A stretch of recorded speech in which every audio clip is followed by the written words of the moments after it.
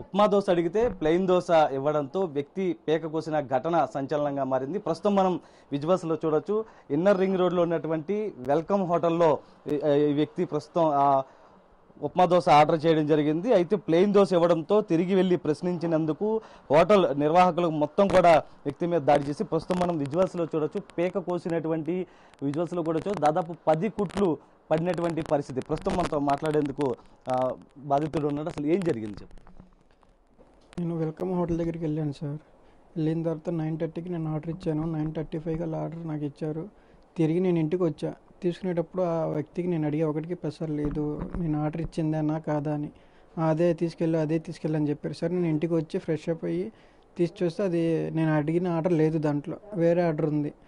సరే నేను తీసుకున్నా, నా హక్కు కాబట్టి నేను మళ్ళీ హోటల్ దగ్గరికి వెళ్ళి ఆ ఏజెంట్ని అడిగితే వాళ్ళేమో రివర్స్ నా మీదే చేసి పార్సల్ చేసేవాడేమో పార్సల్ నా మొహం మీద కొట్టి ఇదే ఇప్పుడేంటే నా మీదకి వచ్చారు. వస్తే ఇంక మాట పెరిగి ఆయన నన్ను కౌంటర్లోకి లాగి నన్ను కొట్టారు. కొట్టిన తర్వాత కౌంటర్ లోపలికి లాగి నన్ను ఉల్లిపాయలు కోసే కత్తితో నా మీద దాడి చేశారు. పోలీసులకి ఏమైనా ఫిర్యాదు చేశారు? పోలీసులు ఫిర్యాదు చేశాం సార్, ఇప్పటికీ రెస్పాన్స్ అవ్వలేదు. శనివారం నైట్ కంప్లైంట్ ఇచ్చాం, ఆదివారం మొత్తం అక్కడే ఉన్నాము, ఇప్పటికి రెస్పాన్స్ అవ్వలేదు. ఇప్పటికి కూడా రెస్పాన్స్ అవ్వలేదు. నిన్న నైట్ రమ్మన్నారు, నిన్న నైట్ 8ంటికి వెళ్ళాము, రేపు మార్నింగ్ రమ్మన్నారు. మళ్ళీ మార్నింగ్ కాల్ చేస్తేనేమో ఈవినింగ్ చూద్దాంలేండి అంటున్నారు. ఇప్పుడు దాకా నాకు రెస్పాన్స్ అవ్వలేదు. అంటే ఇంకా అక్కడ ఏమైనా ఇంకా మీ పట్ల మొత్తం పేక కోసేంత దాకా వచ్చిందంటే మొత్తం వాళ్ళంతా కూడా ఏకమైంది. దోశకు సంబంధించి ఇష్యూ నడిచిందా? దోశకు సంబంధించి ఇష్యూ నెక్స్ట్ తను జస్ట్ డ్రింక్ చేసి ఉంటారు ఆ పర్సన్. ఇంకోటి ఏంటంటే ఆ హోటల్కి మేనేజ్మెంట్ సరిగ్గా లేదు. హోటల్ వాళ్ళే ఆ వ్యక్తికి సపోర్ట్ చేసి బండి వేసుకు వెళ్ళిపో, నువ్వు ఇక్కడి నుంచి వెళ్ళిపోమని ఆ కౌంటర్ ఉన్న లేడీస్ అమ్మ చెప్పింది, బండి వేసుకు వెళ్ళిపో నువ్వు ఇక్కడి నుంచి అని చెప్పింది. కొంతమంది పేరెంట్స్ కూడా ప్రస్తుతం ఉన్నారు. అసలు మొత్తం చూస్తున్నా మొత్తం పోలీసులకి ఫిర్యాదు చేశారా? ఏం చెప్తూ ఉన్నారు? ఫిర్యాదు చేశారండి, కానీ ఎవ్వరు పట్టించుకోవట్లేదండి. నాకు ఒక్క పిల్లాడండి, నేను ఒక్క దెబ్బ కూడా వేయకుండా పెంచాను. నేను ఆడికి కలిసి వాడు రక్తం ముద్దయిపోయి ఉంటే ఎవ్వరు పట్టించుకునే ఎలక హోటల్ ముందు మూసేయాలండి.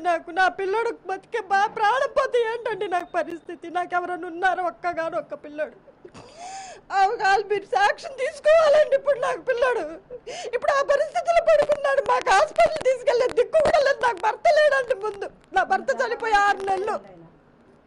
ఆడొక్కడే మాకు ముద్ద పెట్టేది. సంట పిల్లాడు ఆడికి ఒక్క దోశ అడిగినందుకు ఇంత రాజ్యాంగం చేస్తారా? ఇవాళ మేమయ్యాం, రేపు ఇంకొకళ్ళు అవుతారు. హోటల్కి వెళ్ళి దోశ దిగుతాడు, ప్రాణం తీస్తారా?